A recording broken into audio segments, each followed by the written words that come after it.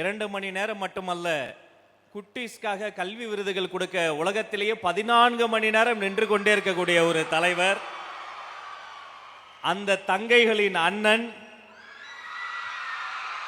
அண்ணன்களின் தம்பி, தலைவர் மட்டுமல்ல, எங்கள் குடும்பத்தின் தலைமை தொண்டர், மாண்புமிகு முதலமைச்சர் அண்ணன் சி ஜோசப் விஜய் அவர்களே, வருக, தலைமை உரை தருக.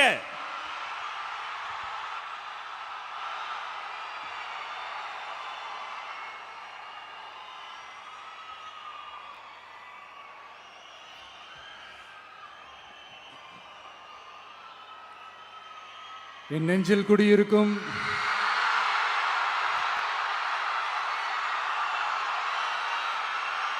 கரூர் சொந்தங்கள், உங்கள் அனைவருக்கும் என்னுடைய வணக்கம்.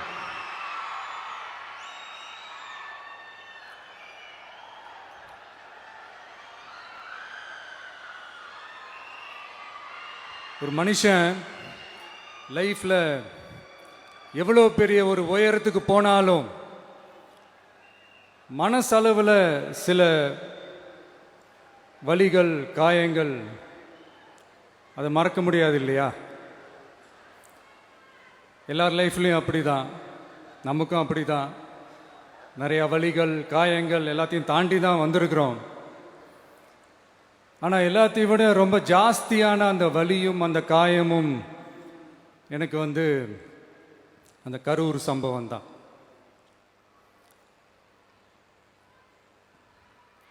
மக்களை சந்திக்கிறதுக்காக, மக்களை சந்திக்கணும், மக்கள் பிரச்சனைகளை எடுத்து பேசணும். அதுக்காக தான் அந்த மக்கள் சந்திப்பு பயணத்தை தொடங்கி திருச்சி, அரியலூர், நாகப்பட்டினம், திருவாரூர், நாமக்கல், கரூர் அப்படின்னு சொல்லிட்டு போயிட்டு இருந்தோம். அரியலூரில் அந்த மீட்டிங் முடிச்சுட்டு பெரம்பலூர் போகிறதுக்கு முன்னாடி அந்த பெரம்பலூர் போலீஸ் எங்களை அலர்ட் பண்ணாங்க. சரிங்க, கூட்டம் கொஞ்சம் ஜாஸ்தியாக இருக்குது, லேட் ஆகிடுச்சு, வராதிங்க அப்படின்ட்டு. So we had no choice. Police சொன்னால் நம்ம அதை ஒபே பண்ணி தானே ஆகணும். அதே நேரத்தில் பெரம்பலூர் மக்களோட அந்த சேஃப்டியும் மைண்டில் எடுத்துக்கிட்டு ஒரு மன வலியோடவே திரும்ப போயிட்டோம். அதுக்கப்புறம் பெரம்பலூர் தொகுதி மக்களுக்கு மன்னிப்பும் கேட்டோம். அதே மாதிரி நாமக்கல் அந்த மீட்டிங் முடிச்சுட்டு கரூர் வரும்போது அந்த கரூர் போலீஸ் எங்களை அலர்ட் பண்ணியிருக்கலாம்ல.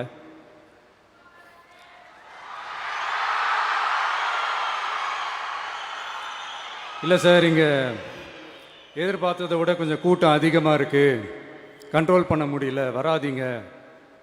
அண்ட் போலீஸ் நினச்சா அவங்க அந்த மீட்டிங்கே கேன்சல் பண்ணலாம். ஏதோ தப்பாக இருக்குது, ஏதோ தப்பாக தோணுது அப்படின்னு நினச்சிட்டாலே they have all the rights to cancel the meeting. எங்ககிட்ட கேட்கணும்லாம் ஒன்றும் அவசியமே கிடையாது. ஆனால் அதையெல்லாம் எதுவுமே செய்யாமல் அந்த ஹைவேல இருந்து அந்த ஸ்பாட்டுக்கு போலீஸே எங்களை உள்ள கூட்டிட்டு வந்து விட்டு அந்த நாடகம்லாம் இருக்கு பாருங்க.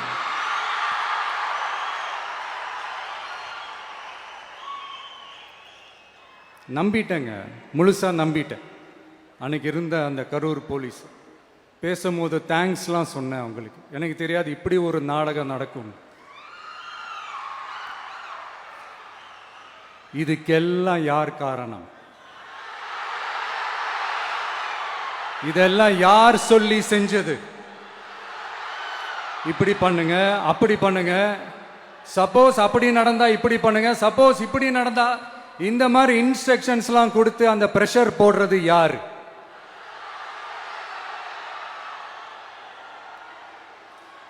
அந்த சம்பவத்தில் நம்ம யாரெல்லாம் இழந்திருக்கோம் தெரியுமா?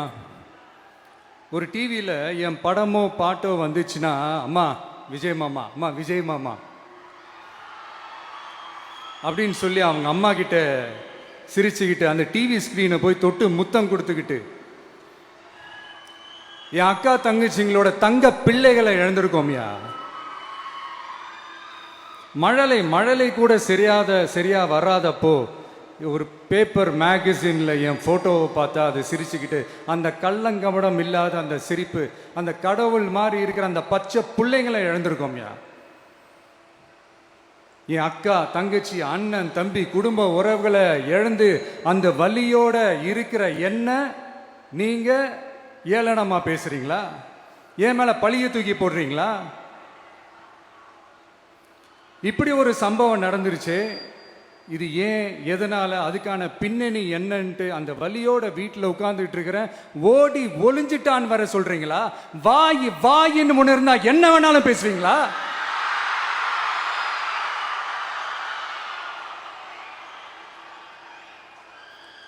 மக்களே, நான் உங்களையே கேட்குறேன். அன்னைக்கு அத்தனை க்ரௌடு இருந்துச்சு.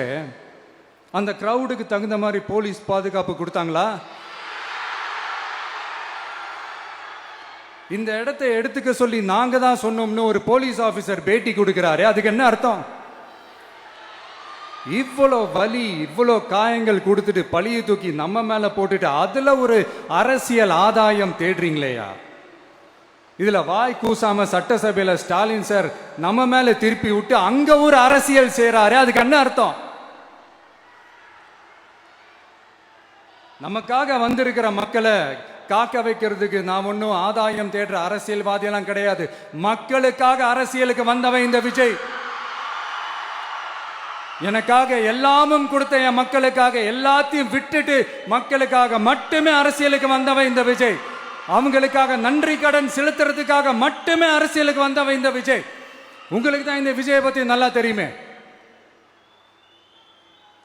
ஆனா நம்ம எல்லாருக்குமே இத்தனை வலிகள், காயங்கள் கொடுத்தவங்களுக்கு இந்த 2026 தேர்தலில் தக்க பதிலடி கொடுத்துட்டீங்க. ஆனா அது மட்டுமே பத்தாது மக்களே, அது மட்டுமே பத்தாது. காலகாலத்துக்கும் எழுந்திருக்கவே முடியாத அளவுக்கு நிரந்தரமான ஒரு பதிலடியை நீங்க கொடுத்துக்கிட்டே இருக்கணும்.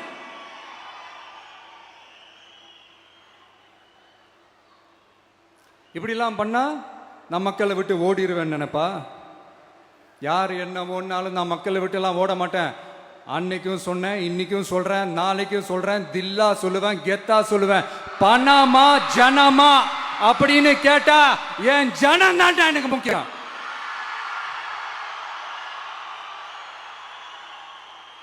மக்களே, உங்களை விட எனக்கு இந்த காசு பணம் முக்கியமா என்ன? இவ்வளோ குறைகள் நம்ம மேல சொல்றாங்களே, இப்ப நான் சொன்ன மாதிரி அவங்களால ஓப்பனா சொல்ல முடியுமா?